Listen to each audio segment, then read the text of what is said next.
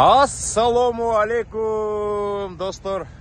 Баарыңыздарга Агая штатынан чоң жалынды салам.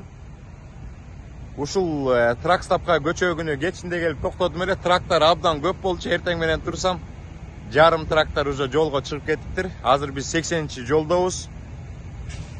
Нью-Йорк штатынан Колорадо штатын көздөй жүк алып кетип баратабыз. Азыр мен сиздерге бир чакан видео тартып коюп жолго чыгайын.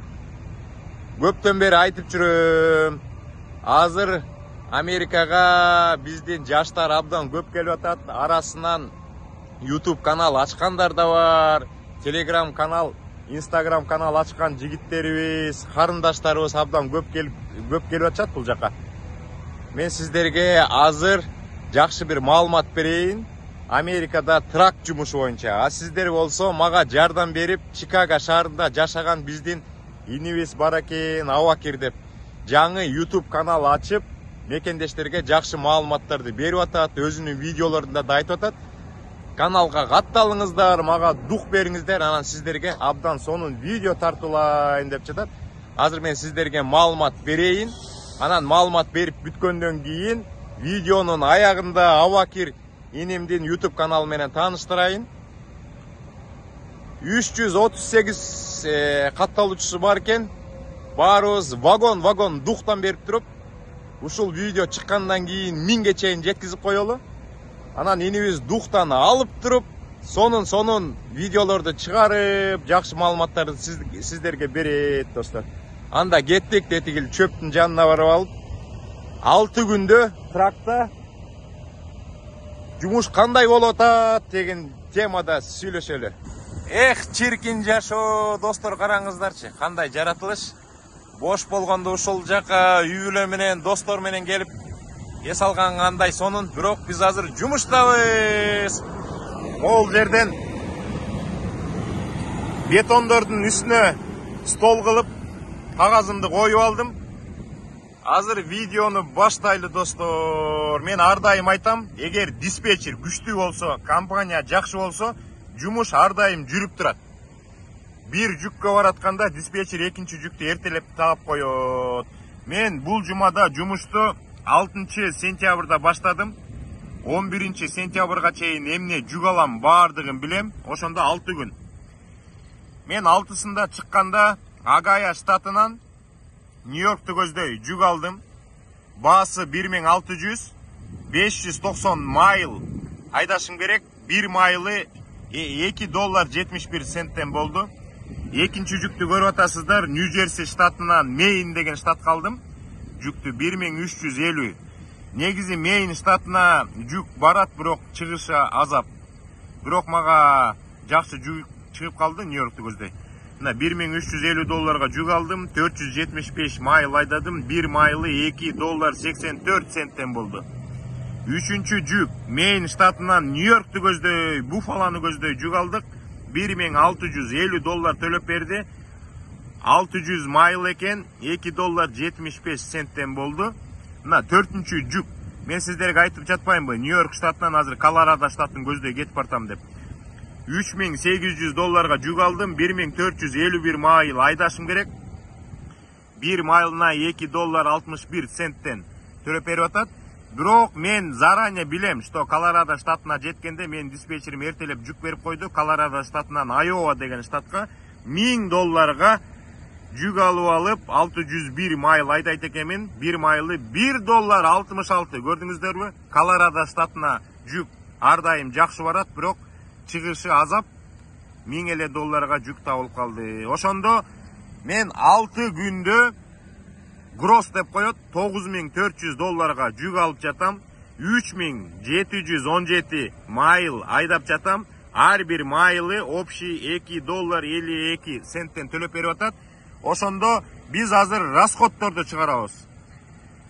Көп мекендештер айтат, расходту да көп көрсөткүлөчү деп. Биринчи расход биз солярка куябыз. Соляркага $2761 кетип атат. Өзүңүздөр билгендей, солярка бир учурда абдан кымбаттап кеткен, $6.70 чейин чыгып кеткен. Кээ бир штаттарда, Пенсильвания, Калифорнияда $7 чейин чыккан, азыр жакшы. Көп штаттарда $5, $5.20, кээ бир штаттарда $4.90-91 de tapsаңыздар болот. Анан биз деген жума сайын страховка төлөйбүз, безопасность сейфти деп коет. Ага 420 деп общий санап атам. Андан кийин тол. Бул жумада тол абдан көп кетип калды, анткени мен Вашингтон көпүрөсүнөн өттүм. Ал Вашингтон көпүрөсүнө трактор өтүш үчүн эле 1100 деп койбодумбу? $110 төлөшөт. Андан тышкары Нью-Йорк штатта, Нью-Джерси штатында, Мейн штатында, азыр мен кетип бараткан 80-жол Агая, Индианада толдор абдан көп. Ошон үчүн $300 тегерегинде акча кетет. Эми тамак ашка бир жумада деп коелу. Үйдөн тамак алып чыкканбыз. Андан тышкары эми супу бирдеме алган үчүн $150 санап койдум. Ошондо расходубуз бул жумада $3631 болду. Ошондо биз $9400 груз алсак 6 күндүн ичинде. 3631 алып салсак, ошондо таза пайда бир жумада тапкан акча $5769 достор. Мына жаштарга мотивация берип атам, духтан берип атам. Көп мекендештер келип атат, азыр бокс трактарда иштеп атат. Азыр мен сиздерге түшүндүрүп берейин. Эгер сиздер бокс тракта иштесеңиздер, мына мен бир жумага жетпей калды бир күн. 6 күндүн ичинде 3717 майл айдап атам. Бул майл деген километрге которуш үчүн 1.6га көбөйтүп коюш керек.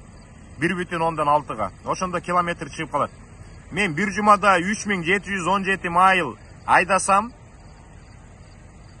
ушундай эле майлды бокс трак айдаган жигиттер айдаса, максимум 50 центтен төлөп берет бир майлына. Ошондо менде иштеген жигит 6 күндүн ичинде. Эгер бокс трак айдаганда $1859 зарплата чыкмак. Эгер чоң тракты айдаса, компания драйвери болсо, өзүнүн трагы жок болсо, арендага да албаса, 3717 майл айдаса, 70 цент максимум төлөп берет азыр чоң трактарда. Ошондо бир жумада таза пайдасы $2601 болмок. Анткени бокс трак айдайсыңарбы, трак айдайсыңарбы, эгер компания драйвери болсоңор, расходуңар эчтеке жок болот. Солярканы дагы, толдорду, жана платный жолдордун бүт баарын компания төлөп берет достор. Көрдүңүздөрбү? Чоң трак айдап, компания драйвер болгондо 1601 деп жатам. Өткөндө мен тилек беле же талант беле атын утам, бир мекендешим менен сүйлөшкөндө айткан, трака жаңы кирдим. 2 ай болду иштегениме. Жумасына 2,5 миңден табатам, чоң тракта компания драйвери болуп. Айына $10,000 таза пайда түшүп атат. 2 ай иштедим, $20,000 таптым. Алмаз байке, чоң рахмат, сиз дух берип Америкага келдим эле. Абдан жакшы болот деп. Достор, ошондой чакан маалымат, менде да убакыт жок. Колорадо штатына эртең демалыш күн. Демалыш күнү жүктү жеткизип коюп, ошол эле жеткизген адрестен кайра жүк алып алып, Айованы көздөй кетебиз. Дагы астыда күндөр көп, жакшылыктар көп. Америкага келем деген мекендештер абдан көп. Бардыгына жакшынакай ак жол каалайбыз. Жаратканыбыз колдосун. Америкага келиш насип болсун достор. Мен сиздерге жакшы маалымат бердим. Азыр сиздер мага жардам берип, Чикагода YouTube канал ачкан инимдин каналына катталып видеолорун көрөбүз. Азыр анда кеттик.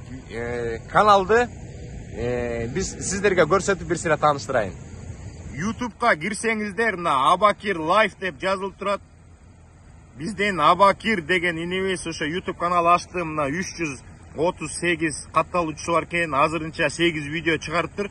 Бирок видеолордун баарын көрүп чыктым. Абдан сонун видеолор экен. Бул Спартакиада боюнча тарткан видео бар экен.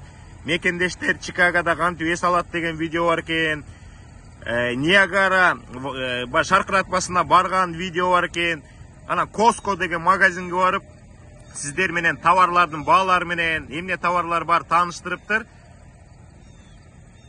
Анан өзү дагы спортсмен жигит экен, чуркайт экен, марафондорго катышат экен.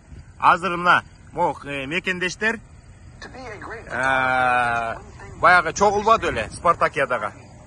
Ошол жөнүндө видеосу бар экен. Азыр чогуу башын көрүп коелу, Абакир менен тааныштырып. Нью-Йорк штатында жашаган биздин кыргыз бир туугандар уюштуруп жатышат. Баардык кызыктуу сонун нерселер алдыда болот. Ошондуктан биз менен болуңуздар.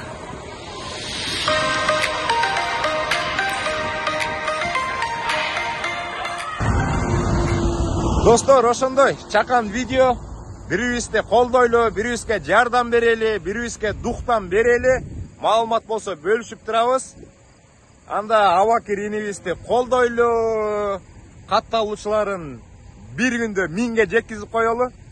Анан Абакир иниме чоң салам.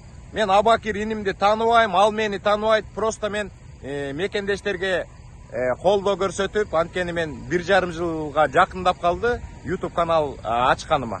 Азыр мекендештер жакшы катталып жатат. Баарыңыздарга чоң салам. Ар бир катталган мекендештерге, жаңы катталып жаткан мекендештерге ийгилик каалайм. Абдан чоң ыраазычылык. Азыр биз YouTube каналыбызда 51.500 болдук.